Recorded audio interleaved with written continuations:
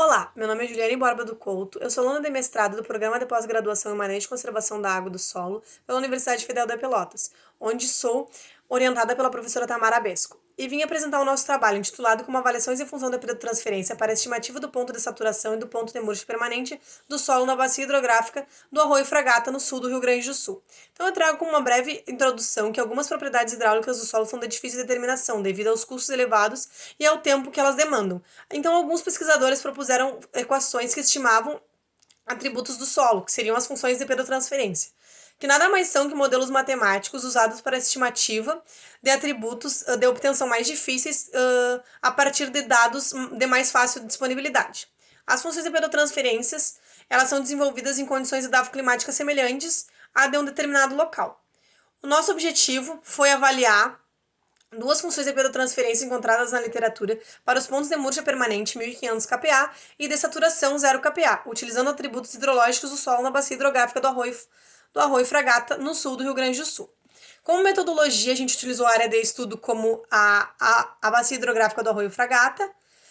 onde foi estabelecida uma transição espacial de 15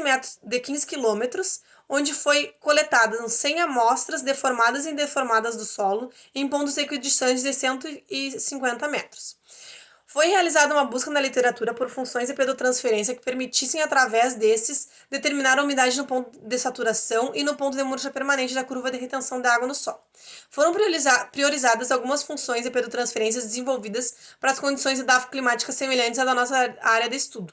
E nesse sentido foram avaliadas as funções de pedotransferência de Obalum e Obi 2012, que são as equações 1 e 2 do trabalho, e de Michelon e colaboradores 2010, que seriam as equações 3 e 4 descritas no trabalho. Os dados eles também foram submetidos à análise descritiva com o propósito de formar uma análise exploratória e avaliação comportamental da distribuição. Então foram calculadas as medidas de posição, as medidas de dispersão e as medidas que indicam o formato da distribuição. E também foi realizado um teste de aderência de Kolmogorov-Smirnov para verificação da normalidade dos dados. Como resultados, na tabela 1, a gente pode verificar que o coeficiente de variação no ponto de saturação, na matéria orgânica, na areia, na porosidade total e na densidade do solo são considerados baixos, menores que 15%, enquanto os valores para o ponto de murcha permanente, argila e microporosidade do solo, os coeficientes de variância foram considerados moderados, entre 15% e 35%. E só Silt teve o coeficiente de variância considerado alto, maior ou igual a 35%. Apenas a série de dados As séries de dados de ponto de saturação, matéria orgânica e microporosidade tiveram distribuição de frequência normal, de acordo com o p-valor de 0,05 do teste de aderência de Kolmogorov-Smirnov. A função de pedotransferência para o ponto de saturação do Obalum e do Obi, elas possuíam dentre várias variáveis independentes. Uma delas seria a densidade da partícula, que como a gente não tinha no nosso banco de dados, foi atribuído um valor médio de 2,65 gramas por centímetro cúbico no cálculo das funções de pedotransferência. Então, mesmo sem a disponibilidade da densidade de partículas, as funções de pedotransferência do Obalum e Obi apresentaram melhores resultados, tanto para o ponto de saturação quanto para o ponto de murcha permanente. E ambas apresentaram melhor ajuste na curva de acordo com R ao quadrado.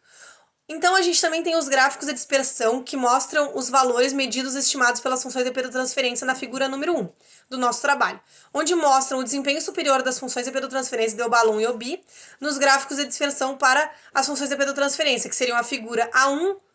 1A e 1C,